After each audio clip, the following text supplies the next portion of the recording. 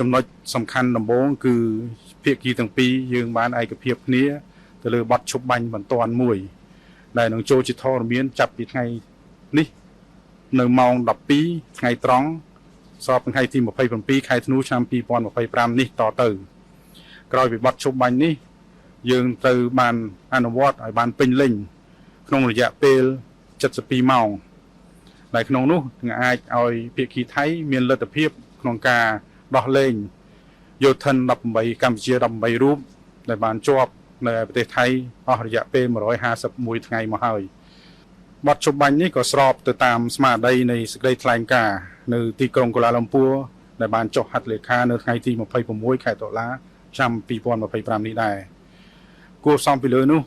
អ្វីដែលតាមរយៈនៃបទឈប់បាញ់នៅថ្ងៃនេះគឺនឹងបើកផ្លូវឲ្យបងប្អូនប្រជាពលរដ្ឋភាគសិទ្ធិ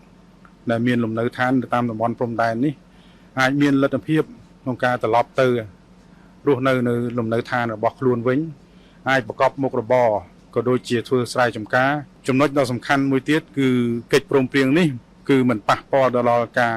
ខណ្ឌសីមាព្រំដែនរវាងប្រទេសទាំងពីរនោះទេភាគីទាំងពីរគឺបានឯកភាពគ្នាគឺជូនដល់គណៈកម្មការចម្រុះខណ្ឌសីមាព្រំដែនគោកឬហៅកាត់ថា JBC បន្តធ្វើដំណើរការឡើងវិញហើយបានឆាប់រហ័សបំផុតក្នុងការងារវាស់វែងនឹងខណ្ឌសីមាព្រំដែនស្របតាមកិច្ចព្រមព្រៀងដែលមានស្រាប់រវាងប្រទេសទាំងពីរដើម្បីសម្រេចបាននូវសន្តិភាពយូរអង្វែង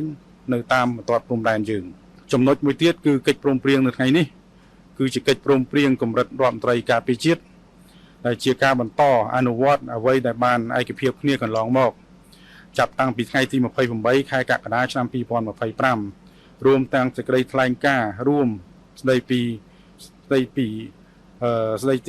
ក្រុងកូឡាឡាំពួរចុះថ្ងៃទី26ខែតុលាឆ្នាំ2025ចំណុចមួយទៀតគឺកម្ពុជាយើងនឹងបន្តពង្រឹងនៅតួនាទីភារកិច្ចរបស់អ្នកសង្កេតការណ៍អាស៊ានឬហៅកាត់ថា AOT ឲ្យកាន់តែរឹងមាំបន្ថែមទៀតក្នុងការសង្កេតការណ៍ផ្ទៀងផ្ទាត់និងធានាការអនុវត្តប្រកបដោយប្រសិទ្ធភាពនៅបទឈប់បាញ់ក៏ដូចជាវិធានការនានាហើយឆ្លៀតក្នុងឱកាសនេះខ្ញុំបាទក៏សូមថ្លែងអំណរគុណចំពោះបងប្អូនប្រជាពលរដ្ឋដែលជាមហាគ្រួសារខ្មែរទាំងអស់ដែលកន្លងមកមានការគាំទ្រហើយជាពិសេសគឺទុកចិត្តទៅដល់រាជរដ្ឋាភិបាលក្នុងកលៈទេសៈដែលលំបាកនេះ